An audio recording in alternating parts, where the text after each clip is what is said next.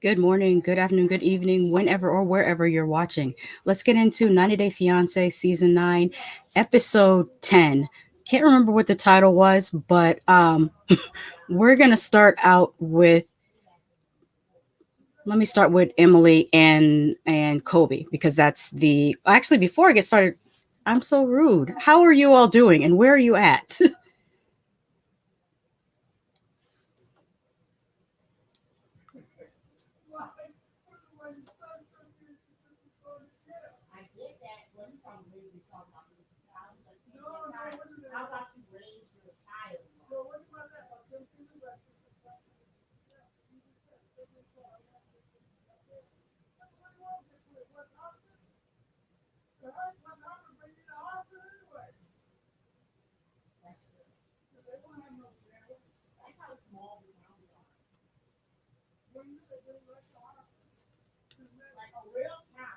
There you go. Hey, Chris. Chris says here for the mess. Tony Man saying, what's up? How's things? Work, of course.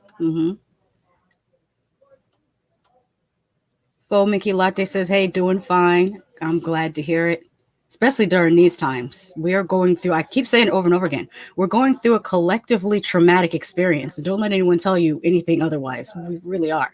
But that's why we need stuff like 90 Day Fiance to laugh at and make us feel a little bit of, I don't want to call it, I don't know, just something to laugh at. It takes the edge off. That's what I'm saying. Let me get my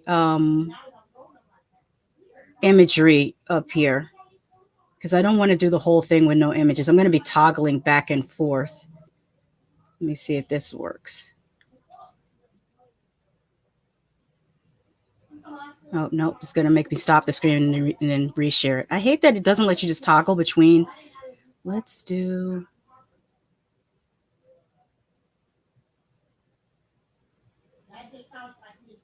Let's see if it might let me do it this way.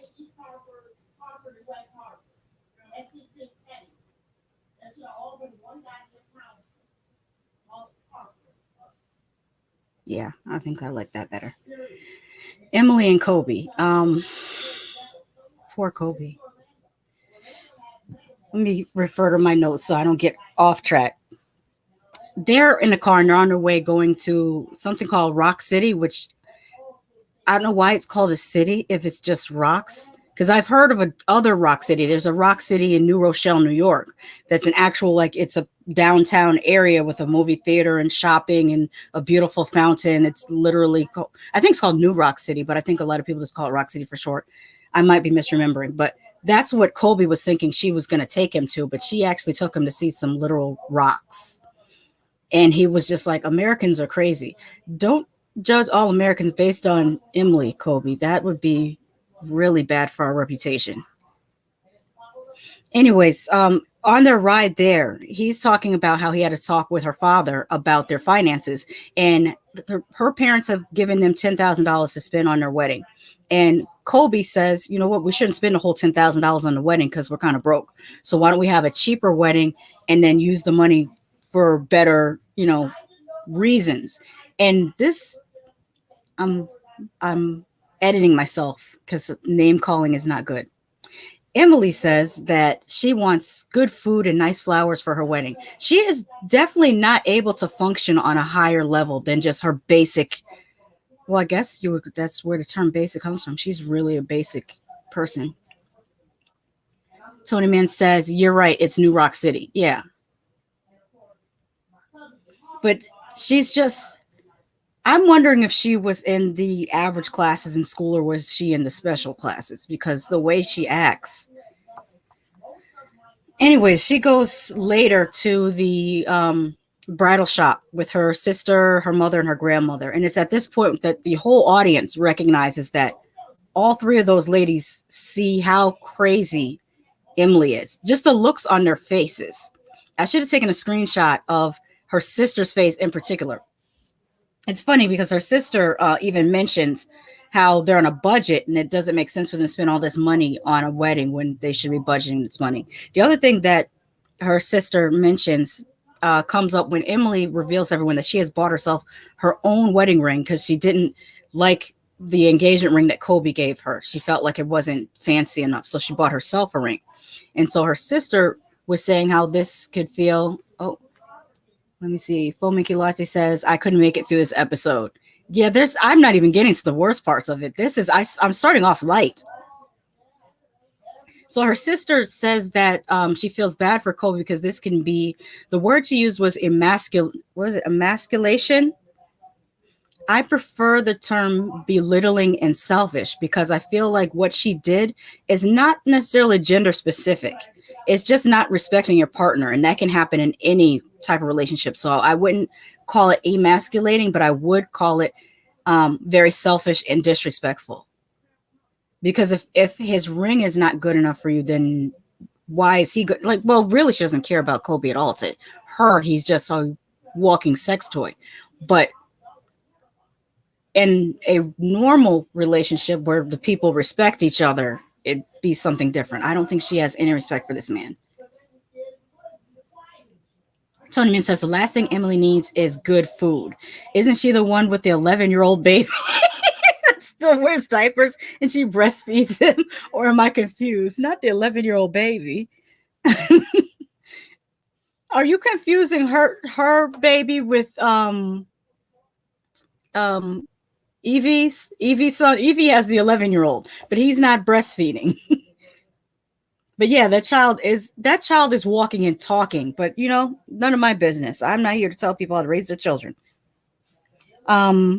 Let's move on. Let me see who I want to talk about next.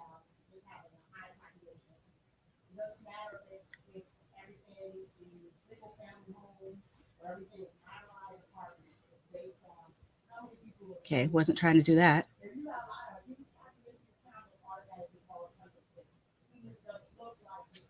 Let me move some stuff around on my laptop so it's easier for me to navigate. I forgot who I wanted to talk about next. Oh, yeah. Okay, let me get their picture up.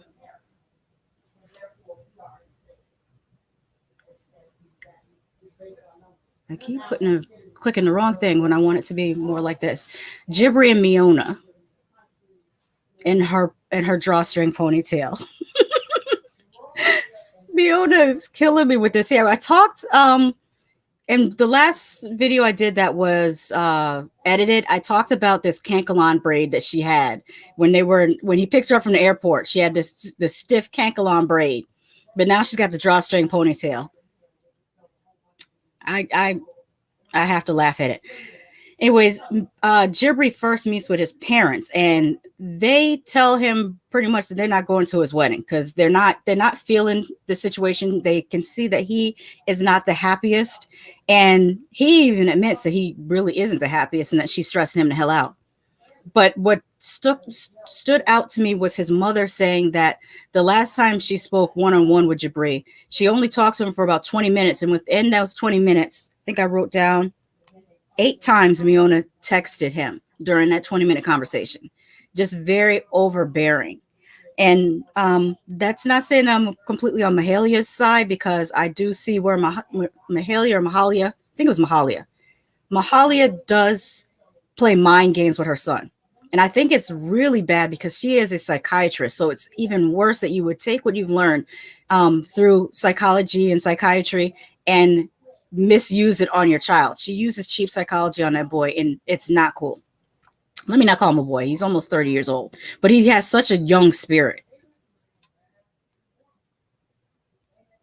As for Miona's attitude, I feel like she's going to get worse and worse. And it's giving me, do you remember that girl that keyed the guy's car? I forget her name, but the guy, what was his name? Jorge or George? I think he was going by George, but his name was actually spelled Jorge, which is Jorge. Well, in Spanish is Jorge. I guess you can call him George in English. But he was the one that said that he didn't like American women because they were too dominant, and that he wanted a docile, he called her the opposite of modern, but I don't remember the term. He said he didn't like modern American women. So whatever the opposite of modern is, that's the type of woman he wanted, that was docile. And he went and got this Russian girl, and she abused him. She kicked him out of his house. She punched him. She keyed idiot into the side of his car. She was just on one. If she didn't get her way, I don't know why I cannot remember her name for the life of me, but I could see her face, and I can still hear her yelling, "Get my red bag."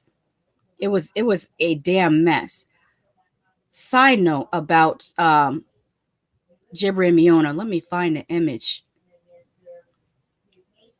because this is what's going on. I think it was on Reddit. Somebody might have pulled it on Reddit and then put it onto on Twitter. But apparently this says that they're already married. Shout out to at PensFan67. The headline reads, "Black man from U.S. flees Serbia after George Floyd murder. I'm safe here. I'm a black Serb." This is the funniest headline. Like, what the hell? He's also quoted, says, "When I came to Serbia, there were no problems. I'm not black. I'm human. I'm not human in America. I know. I'm garbage, not Jibri, and I don't like it," says Jovan Servonik. Says Jibri, his real name is Jibri Bell, but he's chosen a Serbian name, which is not unusual, because I understand that when you immigrate also to South Korea, you can choose, or they ask you to choose a clan. So you could choose like whether you're going to be part of the Kim clan or the Jung clan, or I think there might be some Lees there, but Lee is more of a Chinese surname than Korean. But yeah. And then what it says, here's the other part that's circled. Jovan and his wife, Miona Bell, were special guests, and we spoke to them about the unrest in the United States, racism, and horrific death of George Floyd. Asked how he felt about it, he replied, "Sad, angry, I'm tired. I'm tired of being black. I feel like I just want to be viewed as human. For me, Serbia has been the one place where I can go where I don't feel judged by my skin color. And maybe I'm being judged by my skin color, but I think," and then it cuts off because this is just a screenshot of what this person posted on Twitter. Okay, Fominki Latte says, "There's a rumor that Jibri and Miona are already married." And then, yeah. So we know this storyline is either a reenactment or it's completely fake, which is it's disappointing, because 90 Day was the one last reality show that we believed was real. Like, them housewives have been putting on for years. They've been making up storylines and putting on. Love and Hip Hop has always been a telenovela sold to us as a reality show. But 90 Day was the last one where we felt like we were watching something real. So who's up next?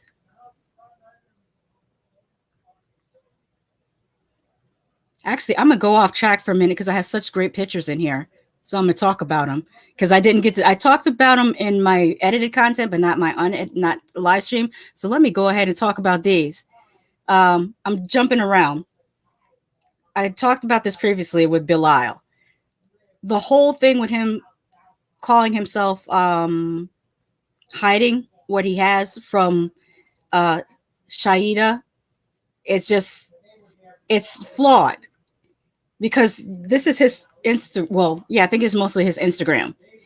And this is a Reddit post. Shout out to Nessie Reddit. He says, Belial says he doesn't flaunt his lifestyle on social media. Meanwhile, his Instagram is nothing but him obnoxiously showing off Louboutin, Hermes, Louis Vuitton, and Mercedes. And those shoes are hideous. I don't care how much you paid for these. Those look like something the Grinch who stole Christmas would wear.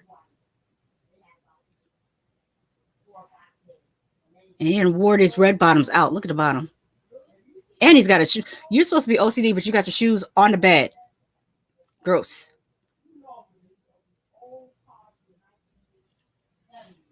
Also, this is the irony. He has a Quran on the seat of the car, and then above the Quran is a Louis Vuitton bag.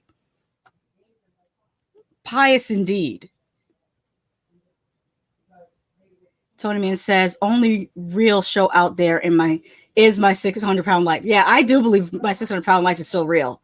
I think that's 100% unscripted. Especially if you saw the, what was the guy's name? He had 3 parts.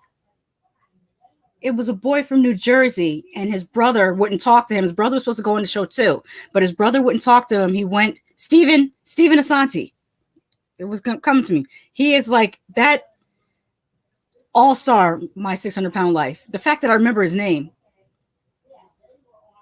Yeah, Chris Hurt said he's probably OCD when convenient. Yeah. And I also noticed he allows people to wear shoes in his house. No one that's truly a neat freak will allow people to wear shoes in their house. Yeah, these are more close-ups of, well, that's probably a hotel that he's in. But still, you shouldn't put your feet on the bed with your shoes on. Yeah, he's just in the car, just writing on his tablet next to another. Oh wait, that's a Tiffany box, and he has a bag. Like everything is so deliberately placed in these photos. This is like the male version of when the Instagram girl edits the hell out of her photos until she doesn't look like herself anymore.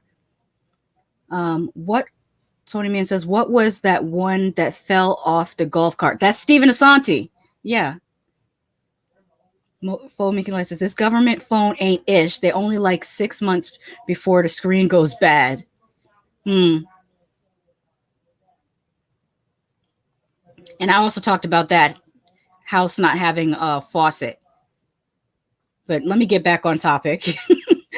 I went down a whole side path because I was looking at these pictures. Let me get to the next couple I want to talk about.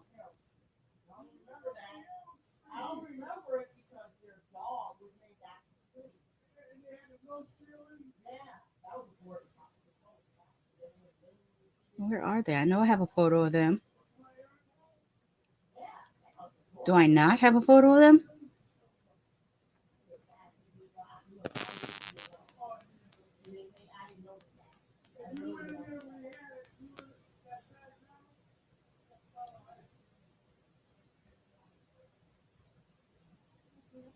I don't think I have. Oh, there they go.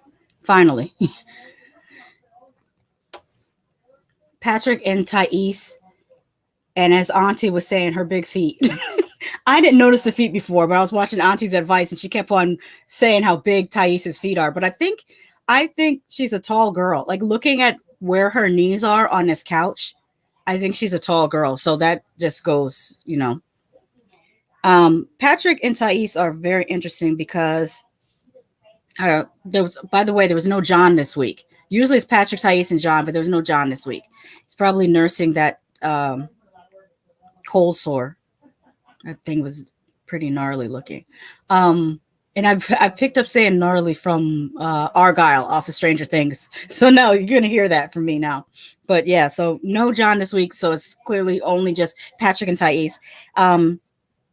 Patrick is taking Thais to a furniture store, which looks like it's one of those really expensive ones, like more expensive than Pier One, more expensive than Bombay Company. Like they had $500 pillows in that place. I have not been in a furniture place like that before. My furniture, like the last time I bought furniture, I got a sectional couch. I only paid like $1,400 for it. And I think it was at like American Heritage Furniture or someplace like that.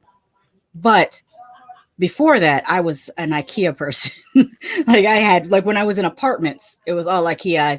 I stopped doing IKEA when I moved into a house, but he takes her there, but then doesn't let her buy anything.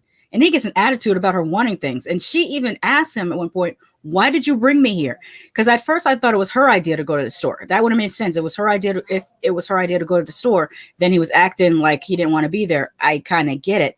But he was the one that took her to the store. So it really didn't make any sense why he didn't want to buy anything. Then when she asked him, why did you bring me here? He said, oh, I just want to see what you like. And then proceeded to get a whole attitude about what she likes. Like it didn't make any sense at all. Like something wrong with him. The cracks in the foundation are showing. And that's not to say that I'm on Thais' side because she's annoying as hell and she complains too much. I would love to have the type of house that both houses that Patrick had, and she complains about everything. And she's very annoying. She's not thankful or appreciative at all. But this episode, he was acting whack as hell. And then also, like, he's another Bilal in the flaunting department. How many times do I have to see that Tesla car with the gold wing doors? and you know, someone on Twitter said that his watch is expensive too. I don't really know from watches like that, so I take their word for it that he had on an expensive watch. So why now all of a sudden a $500 pillow is an issue for you? Like, these guys got to make up your mind. Either you want to flaunt and be balling or not. If you're gonna be a baller, then don't turn around and say, oh, I don't want to spend money, because that's like the opposite of being a baller. You have to understand what persona you're putting out there. If you're putting out there this baller persona, then you're going to attract women that are into the baller persona. Both of you are doing the same thing. Patrick and Bilal are both doing, look at my car, look at my shoes, look at what I have, look at my money. And it attracts women who want to look at your money and spend your money. And then you get mad because, oh no, I attracted women who like money. Like, it's a cause and result. I don't know what's wrong with them. Fomikilai said, why would he take her to? Yeah. He just wanted to start an argument. Yeah, that's what it seems like. It seemed like he wanted to put his foot down to try to assert his dominance or authority. And there's a way that you can be firm without being disrespectful. The way he spoke to her was very disrespectful. And I didn't like how he threw the money across the table at her. He was like, go buy a painting, and threw money, and he threw his card at her like she was, you know, a South OBT hoe. And I'm like, that's not cool either. You could discuss. You literally could just sit down and discuss, here's the budget. Like, she wanted to know how much he made, because how is she to know what he can afford if she doesn't know what he makes? He doesn't want to tell her what he makes because he says, you're not my wife. But here's the thing. If you want her to know how much to spend, how much not to spend, you have to sit down and do a budget. That's just normal adult things. And you're in your 30s, so you know this. I think they might be putting on for the cameras too, for all I know. It's not a good storyline. Come up with a new one. Tommy says, don't they get 5 G's per episode? He could afford those pillows. It's not that much. I heard it's only $1,000 to $2,000 per episode. They don't get paid that much.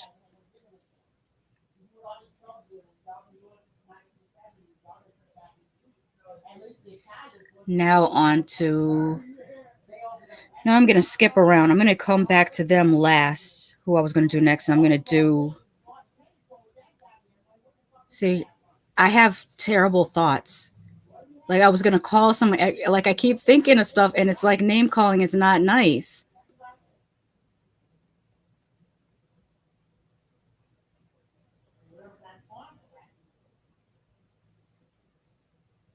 There was no Evie and Muhammad this episode, so that was cool. I didn't have to hear Muhammad's voice.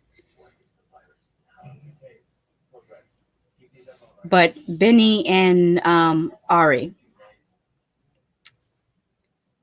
this was quite interesting. I'm gonna have to toggle between this image and another image because something else popped up.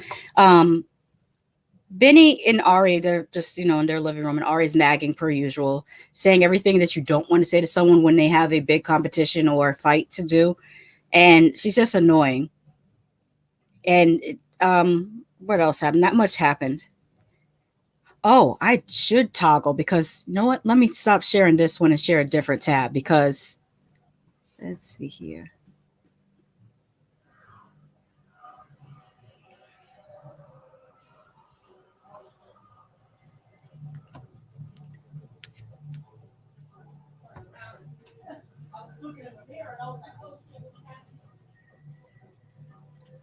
Because I stumbled onto something that was pretty interesting.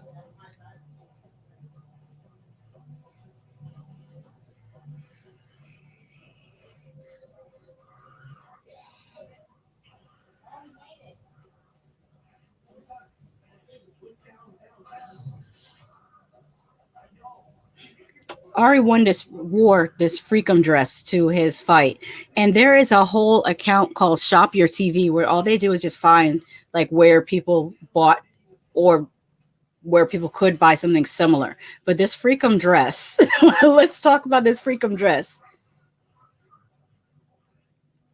Tony Man says, leave the name calling to me. Because really, I feel so mean. I feel so mean if I call her what I really want to call her. I'm gonna type it in the chat because every time I see her, this is the name that pops into my head. Is a character.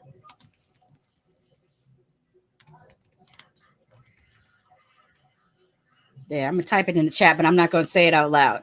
So if you're participating in the chat, you can see the chat. That's the character that she keeps reminding me of. Let me take this down. But yeah, she showed up in her little freakum dress because I guess she's trying to mark her territory, let everybody know that he's with her. But why couldn't she get the hair? Look at this hairstyle. It's almost what I have right. I'm about to go work out after this. That's why my hair like this. I'm about to get on the whatchamacallit, the exercise bike for 30-40 minutes, however long I can go.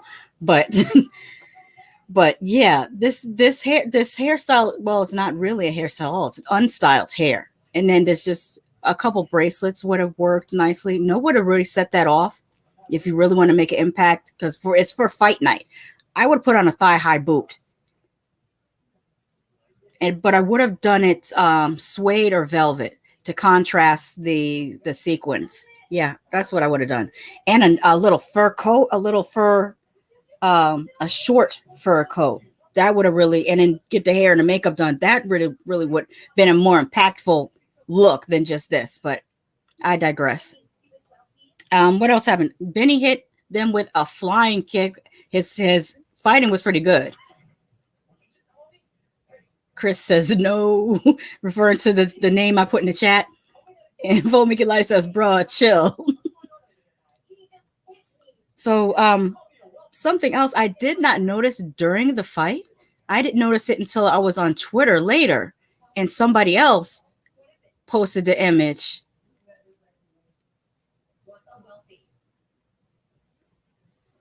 of Angela Dean standing back here in the red pants cheering Benny on. I did not notice that. Chris says she owes you cash for style services now. Yeah, I would love to do this. I would love to be a consultant.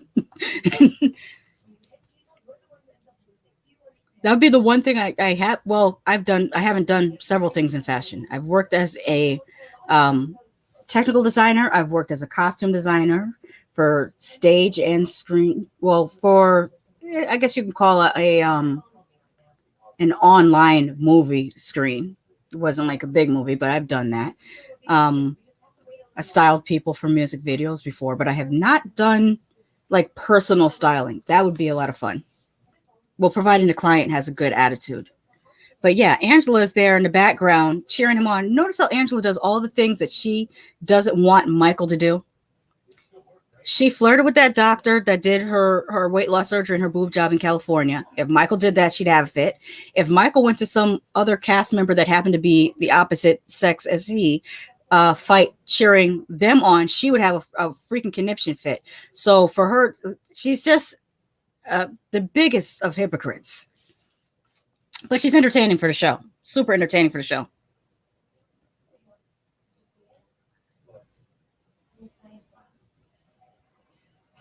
Foamy Clay says she do need a stylist. Yeah. There's a lot of improvement that can be done there.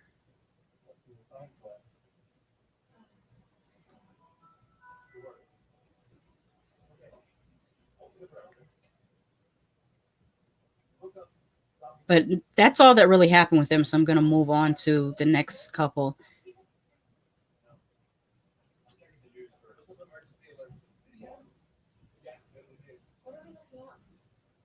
Not them. This person who I find to be very, very scary and unsettling. Can y'all guess who I'm talking about?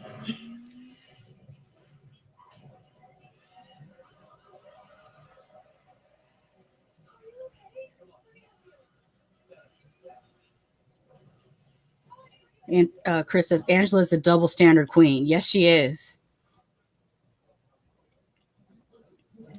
Kara and Guillermo, who Kara I am referring to from now on as Gone Girl, because I think she's scary. Especially the previous episode when she was stabbing the balloons. Like there was a moment where he wanted to give the extra balloons for her balloon making company to some children, and she was like, no, and she started stabbing the balloons with a knife. Unbalanced. Something is wrong with her. So, anyways, Guillermo is doing laundry, and it was cracking me up because what he says to the laundry machine is, "I can be inside you and do many things," and I'm like, "What?" Okay. So he's at home. He's trying to help out around house. That's pretty cool. Kara goes out for drinks with her friend because she's an alcoholic. Full Mickey Life says Angela scared me when she flashed everyone at the reunion. I did not see that flash because I think I saw the reunion on television. I'm wondering if they played it more on the Discovery Plus app because they show stuff on Discovery Plus they don't on the television. Like things are not bleeped out, all kinds of stuff. I'm sure they blurred out her boobs, but like the cursing and everything is not bleeped out when you watch it on the Discovery Plus app. But I was saying Kara's out for drinks with her friend, and like everyone else's friends on this show, he voices his concerns. She's like, yeah, that's cool, but I'm still do what I do. And also she does acknowledge that she can steamroll people. So that is at least noticing that she knows these things about herself. Tony Mean says, talk about a castrator. This chick is annoying. Was her riffraff B-Rad ex-boyfriend? No, her rapper her white rapper ex-boyfriend is not on the show this episode, but he should be. They should do like those are the people that need to put on 90-day single life, because I think he would be interesting to watch on that. Foamy Elijah says, I seen. Oh wow. I feel bad for you. I'm sorry that happened to you. Yeah, that's about it that happened with them. So now I can get into the real meat and potatoes that I want to talk about. Because, I mean, I told Guillermo before to run. But, I think he'll be all right. He's Gen Z. He'll figure it out. Gen Zs are very, very smart.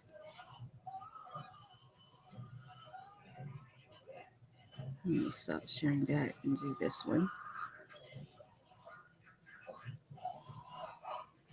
I'm just going to go ahead and put this image up instead of like the regular image that I would use.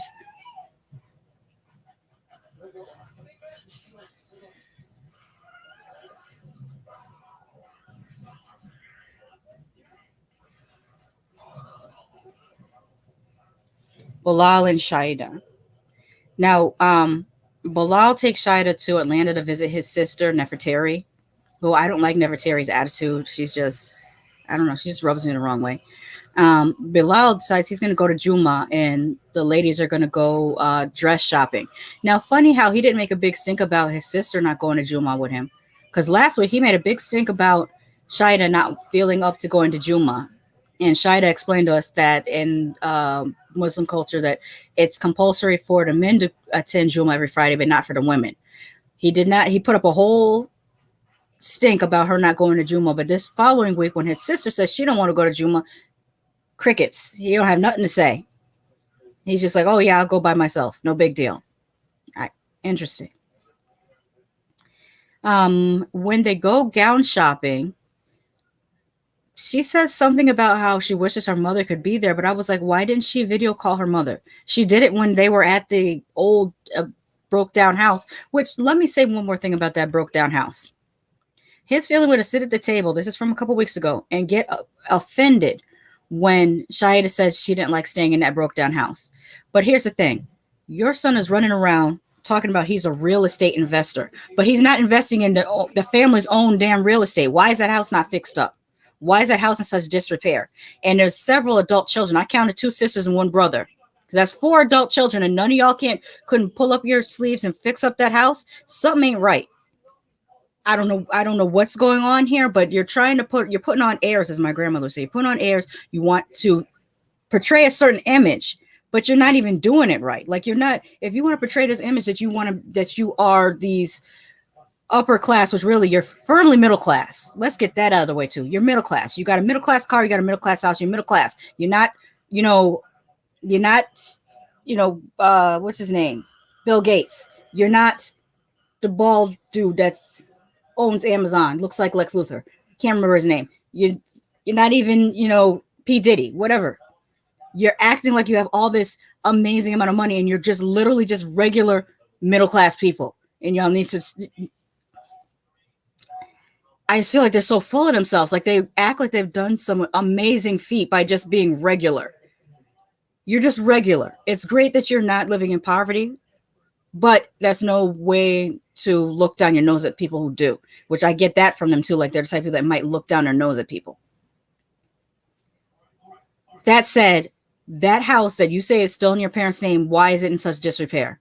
If I was your neighbor and I saw that on television, I'd call the law on you because you're bringing down my property value. I would dead ass call the county and I would say, listen, they're bringing down my property value because they're letting their house become as Shaeeda said, dilapidated, and I would call them and say, you need to condemn that house. Fix it up or it's going to be condemned. I'm petty like that. If I was my neighborhood and I found out my neighbors were letting their home go to waste like that, I would have a problem because it does affect my property value. But as a real estate professional, he should know that. Literally, you're devaluing your own, quote, investment. Oh, my God. I can't take the BS from this dude. I can't take it. Fominky Lottie says that house looks like it should be condemned. Yes, that's what I'm saying. Like, how are you? You say that your job title is real estate investor, but you're not investing in your own family's property. It doesn't make sense. He's the type of person that's impressive to people that don't know shit. Tony Man says, so he's the A-Train of this show. Not exactly, because A-Train is full-on coon. I don't think Bilal is anti-black the way A-Train is. I just think that he is phony and he's full of himself for like, it's like the bar is on the floor and he's 2 feet high, so he feels like he's amazing. And it's like, nah. Chris says, sounds like he has a weird family that would bicker over fixing up that house. Yeah, they probably would. Or feel like it's beneath them to do any physical labor. Because a lot of the things that were wrong with that house are things that they could possibly do their own. Just the cosmetic part of the house, they can do themselves. They would probably have to call a plumber to put the faucets in. Although my sister knows how to install faucets, so that's pretty cool. But they're just, yeah, that was not a good look. And why do you think going on television makes you look good in this way? Like, why? Even if these are also made up, because word on the street is that Shaeeda and Bilal have been married already as well. But even if that's the case, and you're doing this all for a storyline. What makes you think that this storyline is what people would cheer for or want to see? Like, you can't look at this and see how this makes you the villain. I don't get it. Doty Man says, gotcha. All right, I didn't even get to what what happened in this episode. I went off on a whole tangent. Yeah, because I left off asking why Shaeeda didn't call her mother on the video phone, while she was in the dress shop. Because that her mother still could have had that experience with her. But I answered my own question.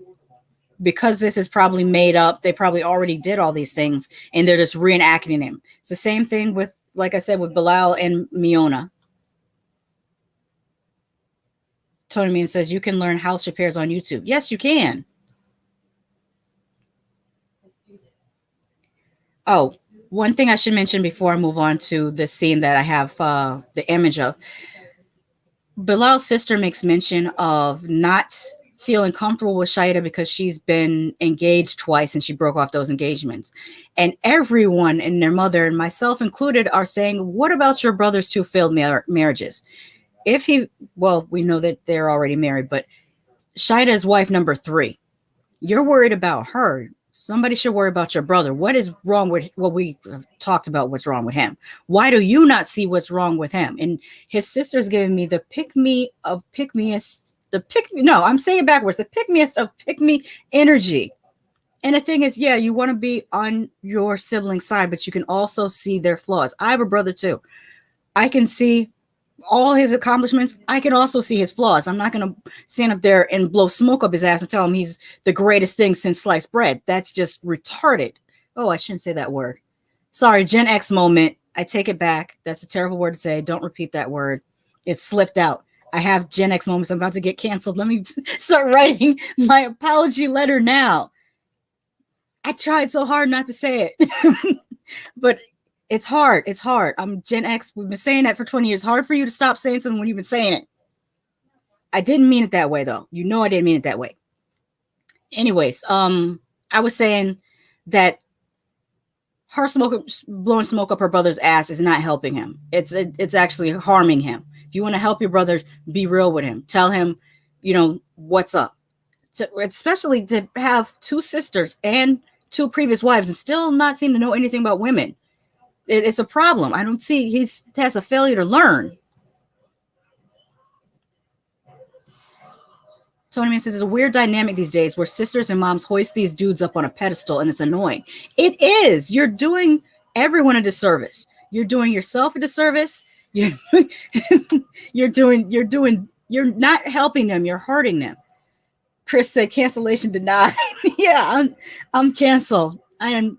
Well, at least I got it out early, and I didn't make it to 1 million subscribers and then say something stupid. At least I said something stupid from the beginning. But yeah, definitely there's it's not good. And it's going to backfire on you as the family member because you're going to be the one called to clean up the messes. It's much better to just be real with people. You don't have to be rude about it. There's ways that you can constructively talk to each other, but that comes from having a family dynamic that's not toxic is too harsh of a word. I would say dysfunctional is probably a better word. So what you're seeing here is Bilal he took her on a Ferris wheel, and it was annoying to me because he was acting like he was doing something so huge. Oh, I took you on this Ferris wheel. This is something so huge. And what she's looking at on the phone, actually, let me put that back up before I finish, is the prenuptial agreement that he springs on her. And look at his face. Like, he looks proud of himself, but at the same time, he's looking at her like, I don't know. Is there something mischievous about him? I can't put my finger on what it is, but there's something mischievous in the way that he does things. So he takes her up on this, I started to say carousel, Ferris wheel in Atlanta, which a lot of cities have them. We have one here in Orlando. It's called the Orlando Eye. They have one in London. They have them all over the place all of a sudden. But he's acting like he's doing this big romantic gesture, taking her on this Ferris wheel, and he hands her the prenuptial agreement. Number one, poor timing. If you're going to do a romantic night, do a romantic night and let that be that. If you want to talk about business, sit down at the table and talk about business on a separate occasion. He keeps mixing these things, and it nothing would turn me off more than this on a romantic evening. And I'm like, there's nothing they can't be having a nice physical relationship because this would dry up my lady parts. It would be the desert down there if he did some crap like I don't like it. Chris says he likes to test people. It's annoying. Yes, very annoying. Also, what she should have done, well, before I get into what she should have done, let me preface by saying I'm not totally against prenuptial agreements, especially if you are a person coming into a relationship with children, because there have been situations where a person has died an untimely death and all of their assets go to their spouse and not their children, and their new spouse may not share that with their children.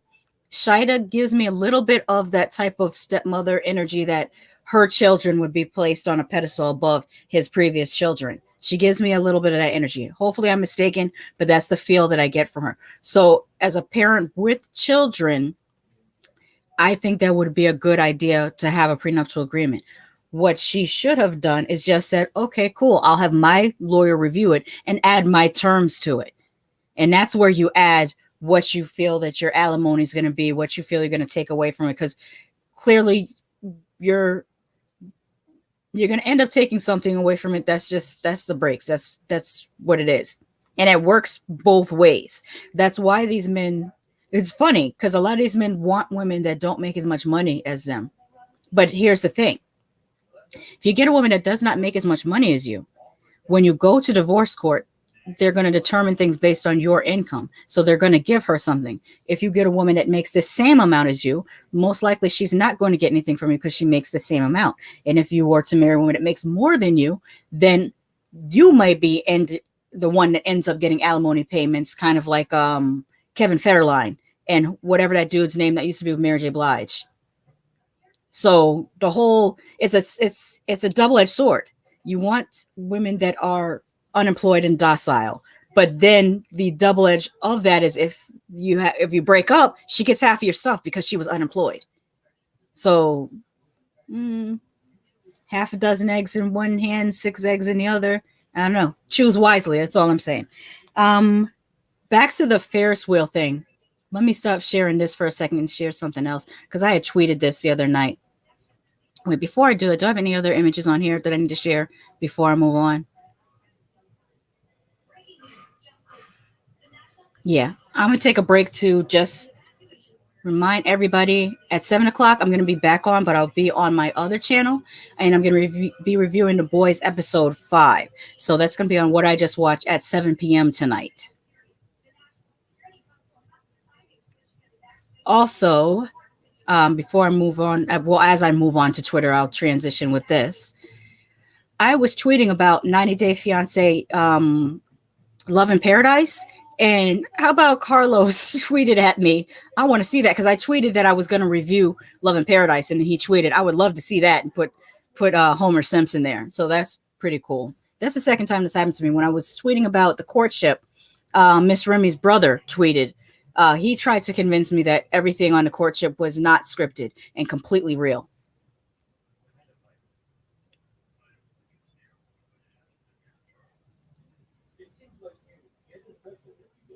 Full Minky Latte says he thinks he's a high value male, whatever that is. I'm so sick of hearing that term this year, and it's always from people who don't fit the description. They think that it's just about like the word. If you actually broke it down to the actual word meaning, value can be multiple things. It could be emotional. It can be spiritual. It can be financial. But they only zero in on financial and think, okay, I have all these things. I have a car and have money, but my personality is straight trash, garbage, basura. No, no, no. This is not how any of this works.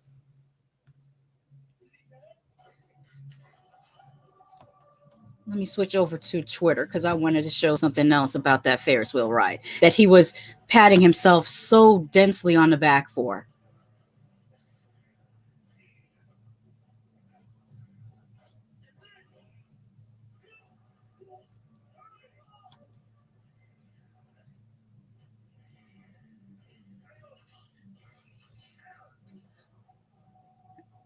I Googled, and looks like the Ferris wheel ride in Atlanta is $13.50. That's less than it is to go to the movies some places. And he was breaking his arm to pat himself on the back for taking her on a Ferris wheel ride. I just, what did I write? I wrote, Bilal makes my ass itch, acting like he did some big shit by taking Shaeeda on a Ferris wheel. Yeah, that's what I wrote. And then I posted on Twitter the info. Soderman says, I saw that last night. That's cool. Did you have a Twitter beef with another reality show star? It wasn't really a beef, and I'm not 100% sure it was him. I said, I said something about, oh, what's his name? Was it Kevin? Keith? I can't remember the gentleman's name. The gentleman that went down to Mexico to marry a young man. He's a grandfather, had triplet daughters. I said something about him acting like overreacting to the bathroom situation in Mexico. And I'm like, you're from Florida. We have hurricanes here. The electricity goes out. We know how to make do. But he insisted that where he lives in Florida, his electricity never goes out. So there's that. The other person that quote tweeted me, I just made an offhand tweet about why anyone wants to watch these children with these shows with all the children on them, because the commercial was showing like pee on the floor and just a whole bunch of like the worst parts of toddlers. And it was some guy that has like, I don't know, 6, 7, 8 kids. And he was like, a lot of people like to watch the show. And I'm like, I was literally I didn't at you. I didn't. I just said, who would want to watch this show with the pee on the floor? Because I don't want to see kids peeing on the floor. That's just me. He got in his feelings. It happens. Well, Mickey Latte says, oop. Tony Man says, I think the Orlando Eye is like $25 to ride down here. Oh, wow. So it's even more than the $13.50 he paid in Atlanta. Oh, wait, I just noticed this is old. This says from 2013. My bad. It might be more than that. It might be $25. Still not worth bragging about. Why do you want bragging rights for paying $20 or $25? It's not that serious. I wonder why this came up in my search results, because literally, if you can see, I typed into Google, how much does it cost? And this is the very first thing at the top of Google search results. So it could be that the site was made in 2013 and maybe they haven't changed the price since then. I don't know. But that's the first thing that came up in my Google search results. Speaking of Twitter, since I got a couple more minutes, why don't we just look at what the top tweets were for the show? These are the tweets that I retweeted, not the top tweets. So I'll go through those first. This is my Twitter account, by the way. Plug. Go ahead and follow me on Twitter. This is my old account. I started it a long time ago and I forgot that I had this account. And then I just recently started tweeting again. See, it says join 2012. I started tweeting again like 3 months ago. So those are just me. Let me get to. Okay, Minna says, does Emily give anyone else the vibe that she fetishizes black men but doesn't have an actual respect for them? Just looks at them like a walking sex toy? I retweeted this because I have the exact same feeling about her. Cece says, how literally everyone feels about Bilal. Hate, double hate, loathe entirely. Yeah, there's no one that is like on Bilal's side. He's just so unlikable. Like even his personality is so dry. Like I don't see how I don't see how any woman could get excited about this dude. I'm sorry. It's just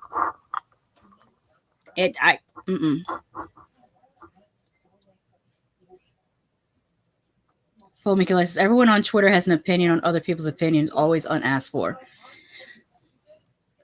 Yeah, but Twitter's a lot of fun. What you got to do, Fomiki Latte, is have fun with it. These opinions, a lot of times, I'm saying this as a person who uses Twitter, a lot of times we're freaking joking. It's not to be taken seriously. So don't take Twitter seriously. That's for one thing. Never take tweets to heart. Shut Up 90 Day Fiance is on says, I want to know what happened with Shaeeda's first two fiancés for Bilal to be the prize. Yeah. Cindy says he should go to TJ Maxx with Thais, and that's obviously about Patrick. Mrs. Alex Armanto Jimin 7 says, Bilal is speaking. How are you adjusting? Shaeeda starts to explain. Bilal, you're wrong. Shaeeda, I don't like it when you do this. Bilal, you're always nagging me. Bilal again, I can never win. This is sociopathic abuser, y'all. Yeah, he does flip things on her. He completely flips things on her, and it's not cool. Like there was something he did in a Ferris wheel where he asked her something, she answered the question, and then he acted like, why did you tell me that? And it's like, because you asked her the question. Weird. Disreputable says, the faces that want to know where she found money for the ring and not the rent. Mm-hmm. That's Emily's grandmother and mother. Her mother is very, very nice looking, and I think she must have been super, super beautiful when she was younger. Tony Man says it's called gaslighting. Mm-hmm. And Chris says Bilal's personality is his red bottom shoes. Yes, he doesn't have a personality. Like, to this day, we've been watching the season. We don't know what he likes, what his hobbies are, what kind of. Well, he did say he listens to Tupac while driving to Whole Foods, which is supposed to mean something. I don't know. What does it mean? You're Gen X? Because there's like lots of us do that. It's not special. Emily's parents really think Kobe is the problem when they raise Emily to be a lazy, disrespectful, freeloading daughter. Nola Creole saying about Bilal, what does he have though? A house and a car. Because Bilal does, he ends up asking Shaeeda, are you going to take all of everything I have? And like, yeah, it's so far what we're seeing is just a house and a car. And your other house that your family owns is in disrepair. So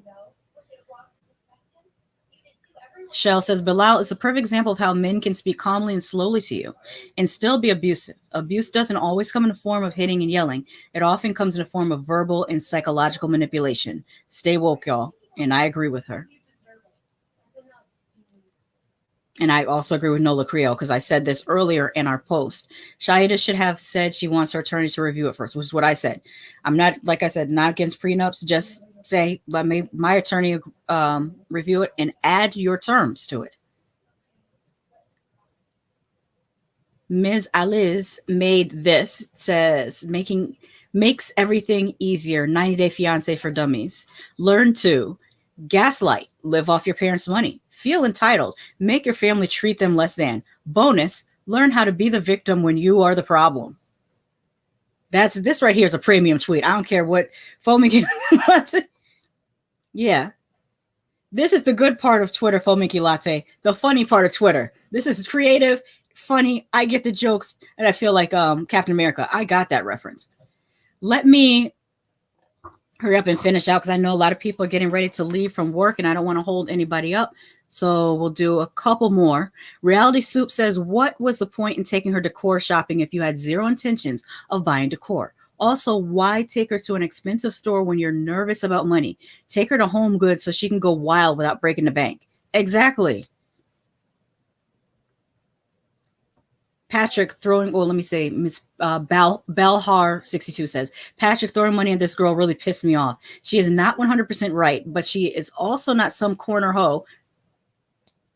He might as well have put the money on the nightstand. Girl, go home and let him and his brother chase hoes together. A black woman probably did it first, says, so instead of making Emily's grown ass get a job to help provide for her own child, her parents look only to Kobe to prove himself. Hasn't even proven she can do anything except breastfeed and be a spoiled brat. Oh, that reminds me of something I wanted to say about Kobe. He is also giving me spoiled rich kid tease, and they're not picking up on it because they only see him as African, not Cameroonian. I hate when people just say African because we don't just say European. We will say French, German, Spaniard, whatever. He's Cameroonian. He gives me more, and I had tweeted this. I had tweeted a GIF of Eddie Murphy in Coming to America when he didn't know how to use the mop bucket. That's what Kobe was giving me when he didn't know how to use that shovel.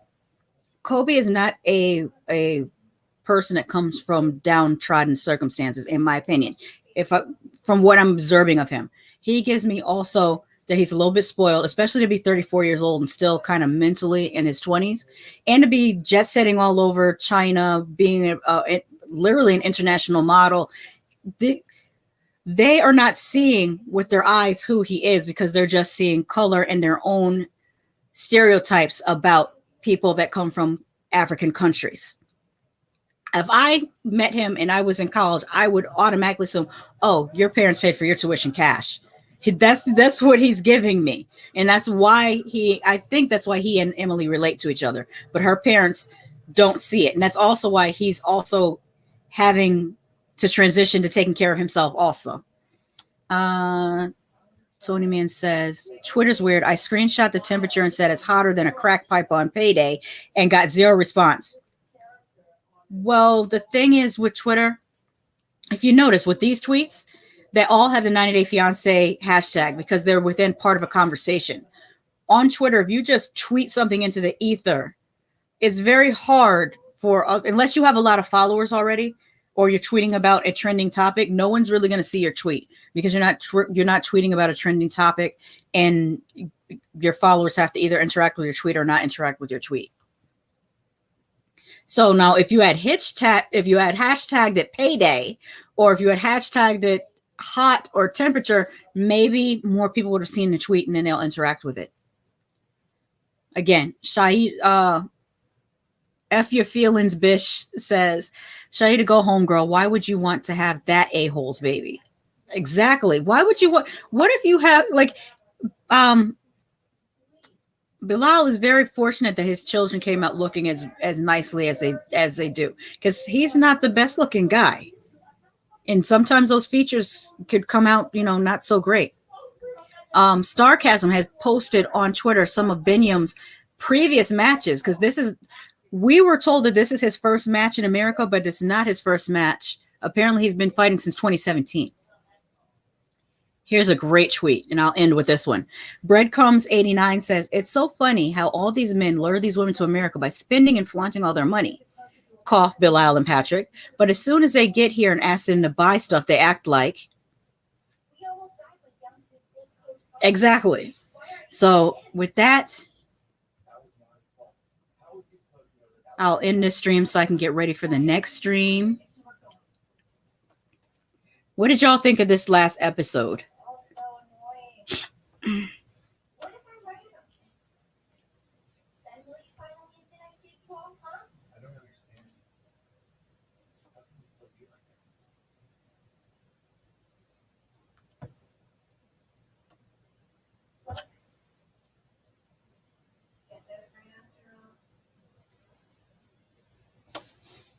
Give y'all a minute and then.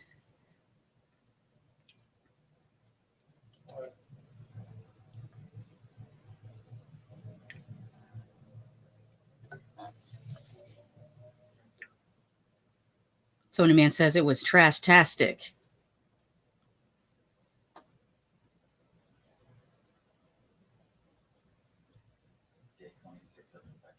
Chris says, thank you for the recap. There's too much TV on right now. Yes, there is. And there's about to be more things dropping in July. I'm just like, I don't know how.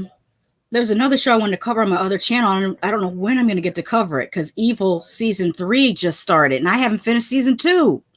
It's really hard to keep up.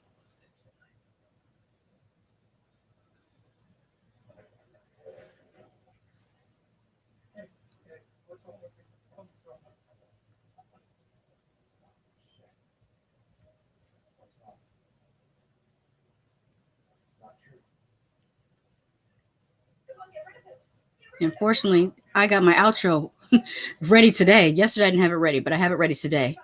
Tony says, love the minimalist of your background. Looks awesome. Thank you. I just wanted a different background from my other channel, and I liked these colors of the baby blue. It's more calming. I thought that be a more calming look. That's what I wanted to go for in this. I wanted to be able to just have fun, relax, kind of like we're having coffee and just talking crap in a coffee shop. That's the feel that I would love to go for with this channel. With that, I will say goodbye until next week. I think next week I'll do. Does it work out better if I do both live streams on Monday, or do you like Monday and Tuesday?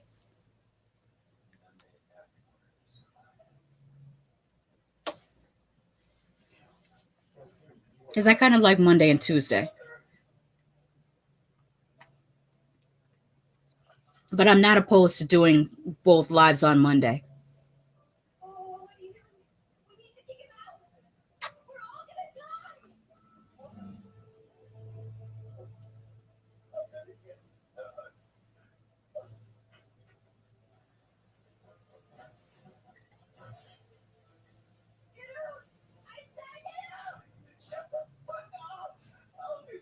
Nope, I don't see any answers yet. I guess people are still typing. All right, it's 10 after. I got to get out of here. Okay, here we go. So Amy says, doesn't matter to me. It makes the time go by faster. Chris says, whatever fits your schedule is good for me. Thanks. Okay, so I'm going to keep it Monday and Tuesday because then I don't have to cram as much. Yeah. So I'll keep it Monday and Tuesday afternoons. All right. And with that, I will say bye.